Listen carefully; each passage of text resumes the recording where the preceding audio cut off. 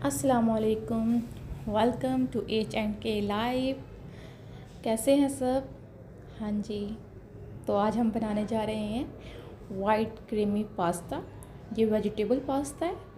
जो लोग वेजिस पसंद करते हैं या वेजिटेरियन है उनके लिए परफेक्ट है। ठीक है, तो इसके अंदर चीज़ लवर के लिए चीज़ मौजूद है और ये बहुत मज़े का बनता है। तो कैसे बनता है ये मैं आपको बताती हूँ। हमने यहाँ पे वाटर ले लिया है बॉयल के लिए और मैं इसके अंदर 2 टेबलस्पून ऑयल ऐड किए। ठीक है, और इसके साथ ही हम लोग इसके अंदर 1 टेबलस्पून साल्ट ऐड कर देंगे ताकि जो हमारी पास्ता है उसके अंदर थोड़ा साल्ट एब्जॉर्ब हो जाए। तो ये देखिए, मैंने मारियोस की पास्ता लिया था, 400 ग्राम्स है ये, हलाल कंपनी का। तो मैं इसको सारा इसके अंदर डाल दूँगी और इसको बॉयल होने दूँगी। इसको अच्छे से बॉयल होने देना है, बहुत ज़्यादा भी बॉयल नहीं करना और बिल्कुल कच्चा भी नहीं रखना। एक परफेक्ट जो हमारे पास बॉइलिंग पास्ता होता है वहाँ पे हमने ला के इसको फिर इसको स्टेन करना है। तो अब साथ साथ हम लोग हिलाते जाएंगे और चेक भी करते जाएंगे कि हमारा जो पास्ता है वो कितना पक चुका है। ठीक है, तो ये देखें, इसको हिलाना भी है और चेक भी करते जाना, जैसे मैं चेक कर रही हूँ। तो बस जैसे ही ये पकना शुरू होगा हमने इसकी जो फ्लेम है वो मीडियम रखनी है, फ्लेम हाई नहीं करनी वरना उबल जाता है, इसका पानी ना बाहर निकल आता है तो फिर सारा ही हमारा काम बढ़ जाएगा। तो ये देखें, इस तरह हमने आहिस्ता मीडियम फ्लेम पे हमने पकाना शुरू कर देना। तो ये बहुत ज़्यादा गर्म था तो मैं उसको कभी हाथ से लगा के चेक कर रही थी, कभी खा के चेक कर रही थी। तो यहाँ पे मैंने वो ले ली थी नाइफ़ ताकि मुझे आसानी हो जाए। और ये बिल्कुल परफेक्टली जो है हमारा जो पास्ता है वो बिल्कुल परफेक्टली हमने बॉयल कर लिया है। तो अब हम इसको स्टेन कर देंगे। मैंने यहाँ पे ठंडा पानी पहले से चला दिया था और उसके अंदर मैंने स्टेन कर दिया है और बस इसको अच्छे से हमने ठंडे पानी के साथ धो लेना है ताकि इसके अंदर स्टीम वगैरह ना रहे। तो इसकी रेसिपी बहुत आसान है। वो लोग जो बहुत ज़्यादा मसाले पसंद नहीं करते और जिनको क्रीमी और चीज़ी जो अच्छा लगता है उनके लिए तो परफेक्ट है।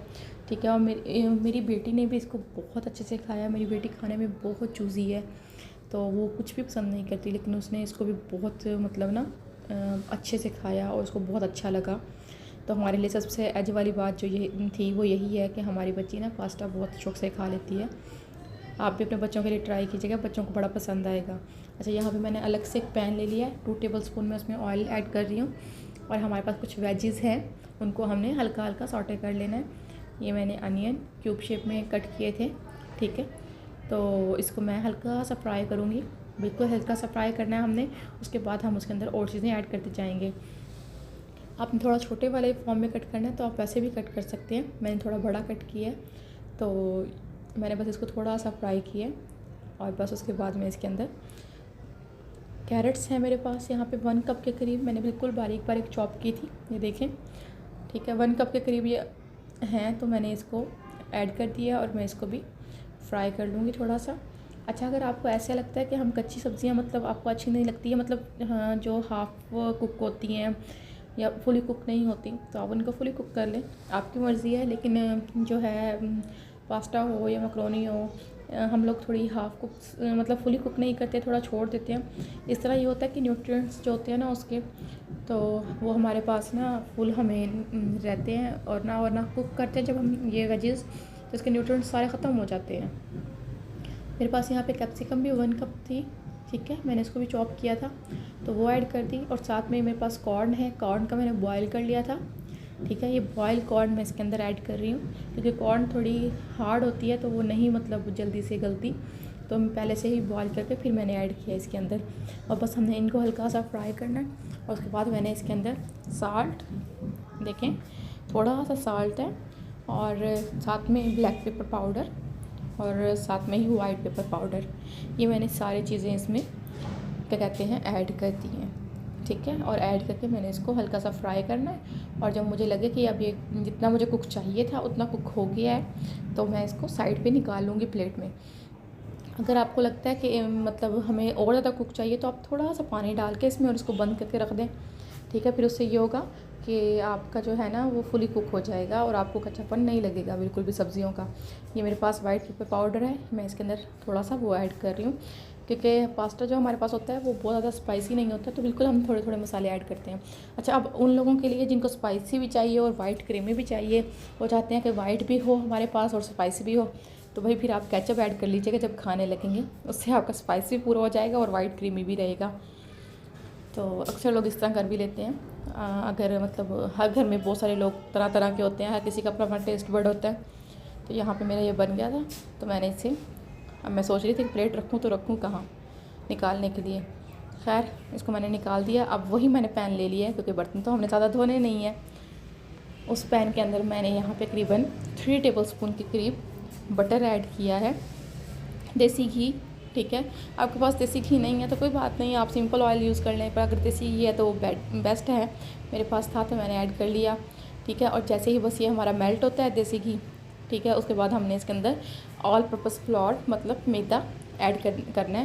ये देखिए मेरे पास मैंने 6 टेबलस्पून जो है वो मैंने इसके अंदर मैदा ऐड किया है।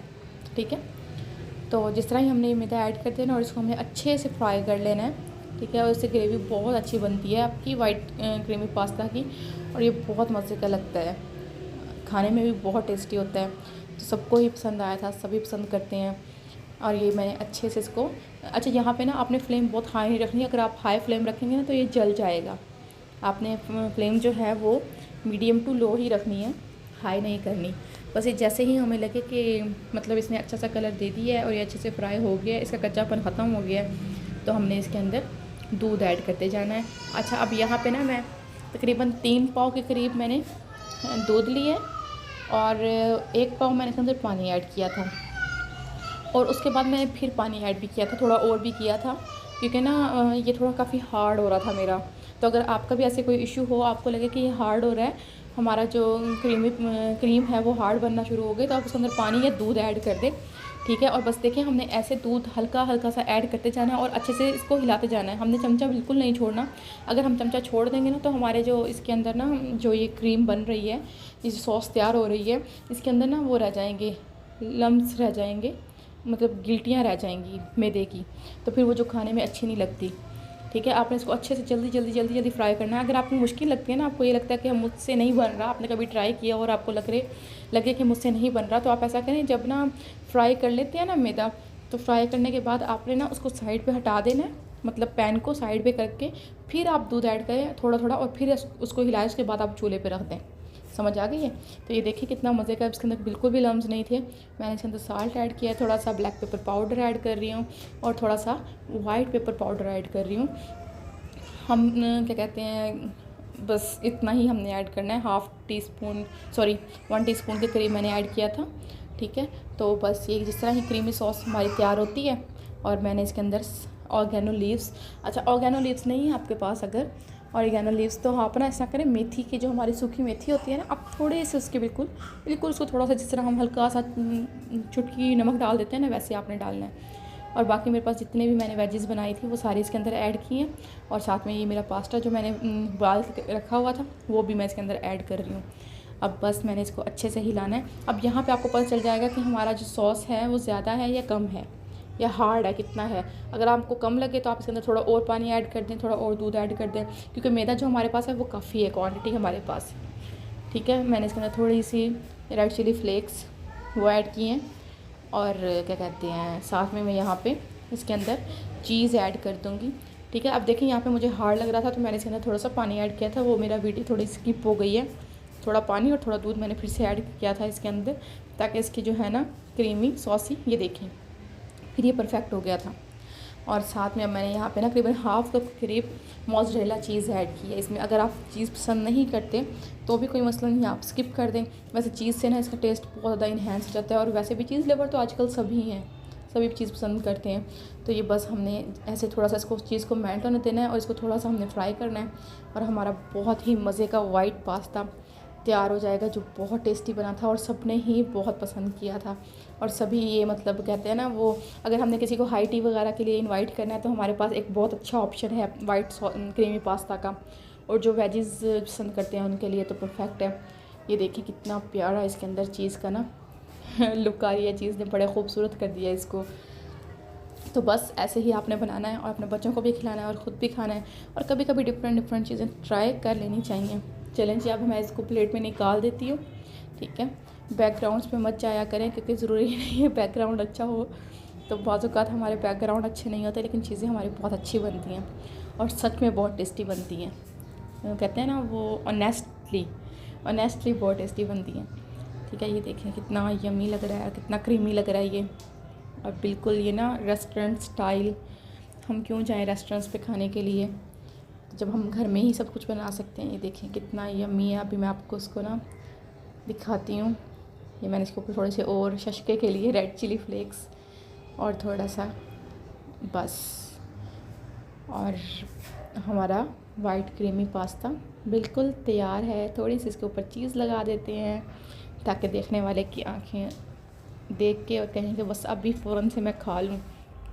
اور یہ جو میں نے ایڈ کیا تھا نا تھوڑا سا اس کے اوپر چیز، اس نے بھی ٹیسٹ کو بہت زیادہ انہینس کر دیا تھا۔ یہ دیکھیں کتنا مزے کا، یہ کتنا یمی، اور یہ بہت مزے کا بنا تھا۔ آپ بھی ٹرائی کیجیے گا اس ریسیپی کو، ٹھیک ہے۔ اپنے بچوں کو بھی کھلائیے گا، بچے بھی بہت پسند کرتے ہیں پاستا وغیرہ۔ تو آج کل کے بچے تو دیسی والے رہے ہی نہیں ہیں، تو وہ سارے پاستا شاستا لور بن گئے ہیں۔